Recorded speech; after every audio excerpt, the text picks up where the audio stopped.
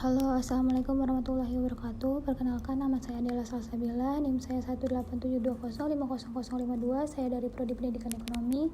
Saya semester 5 dengan dosen pengampu Bapak Rahma Rosadi, SMMM, dengan mata kuliah Perekonomian Internasional di Universitas Pancasakti Bekasi. Saya di sini ingin menjelaskan tentang buku berbisnis internasional dengan penulis Dr. Nurliza.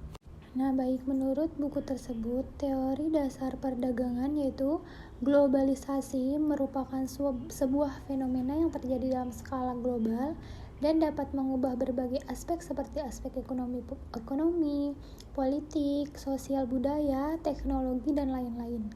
Globalisasi diharapkan mampu membawa perubahan positif bagi pertumbuhan ekonomi dan berdampak pada peningkatan kesejahteraan masyarakat, baik di negara maju maupun negara sedang berkembang. Salah satu contoh keberhasilan globalisasi adalah negara sedang berkembang yang berhasil membawa kemajuan dan kesejahteraan melalui momentum globalisasi seperti halnya Cina, India, Brazil, dan Korea Selatan. Namun, dalam berbagai dekade terakhir, globalisasi dianggap oleh beberapa kalangan sebagai arena baru persaingan antara negara maju dan negara berkembang. Perdagangan internasional sebagai mesin penggerak perekonomian nasional cukup besar. Menurut Salford 2007, salah satu aktivitas perekonomian yang tidak dapat dilepaskan dari perdagangan internasional adalah aktivitas aliran modal, baik yang sifat masuk maupun keluar dari suatu negara. Kegiatan tersebut terjadi aktivitas perdagangan internasional berupa kegiatan ekspor dan impor, maka besar kemungkinan terjadi perpindahan faktor-faktor produksi di negara eksportir di negara importir yang disebabkan oleh perbedaan biaya dalam proses perdagangan internasional. Nah, di sini ada keunggulan komparatif. Bisnis internasional dilakukan karena ada dua alasan utama, yaitu berdagang karena memiliki perbedaan dan berdagang untuk mencapai skala ekonomis, economy of scale. Masing-masing alasan mengarah kepada keuntungan perdagangan. Keunggulan komparatif sebagai konsep dasar dalam analisis untuk membantu memahami bagaimana perbedaan-perbedaan antara negara memberi peluang bagi terjadinya perdagangan dan mengapa perdagangan saling menguntungkan bagi pihak-pihak yang terlibat. Model keunggulan komparatif yang didasarkan pada perbedaan teknologi di berbagai negara dikenal sebagai model Richardian. Teori keunggulan komparatif Richardo menunjukkan bahwa negara-negara harus berspesialisasi dalam produksi barang-barang yang mereka hasilkan paling efisien dan memberi barang-barang yang mereka hasilkan kurang efisien dari negara lain. Bahkan jika ini berarti membeli barang-barang dari negara lain yang dapat mereka hasilkan dengan lebih efisien di rumah. Berikutnya ada keuntungan perdagangan. Perdagangan internasional adalah perdagangan yang dilakukan oleh penduduk suatu negara dan dengan penduduk negara lain atas dasar kesepakatan bersama.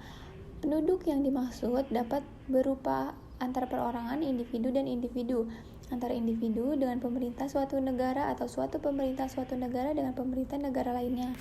Nah, terus manfaat perdagangan internasional. Memperoleh barang yang tidak dapat diproduksi di negeri sendiri. Banyak faktor-faktor yang mempengaruhi perbedaan hasil produksi di setiap negara.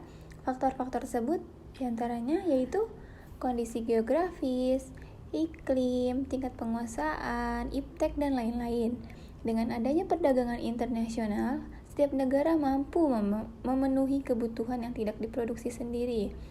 Memperoleh keuntungan dari spesialisasi. Sebab utama kegiatan perdagangan luar negeri adalah untuk memperoleh keuntungan yang diwujudkan oleh spesialisasi, memperluas pasar, dan menambah keuntungan. Terkadang para pengusaha tidak menjalankan mesin-mesinnya, alat produksinya dengan maksimal karena mereka khawatir akan terjadi kelebihan produksi. Apabila kita menaikkan devisa, maka imbasnya adalah yang pertama, pertumbuhan ekonomi. Pertumbuhan ekonomi ialah kenaikan produk nasional bruto, pendapatan dalam suatu negara. GDP biasanya dihasilkan oleh faktor-faktor produksi milik negara baik yang tinggal di dalam negeri maupun di luar negeri. Warga negara tidak termasuk di dalamnya walaupun dia tinggal dalam negeri tersebut. Yang kedua, mempengaruhi stabilitas. Harga barang yang diekspor stabil.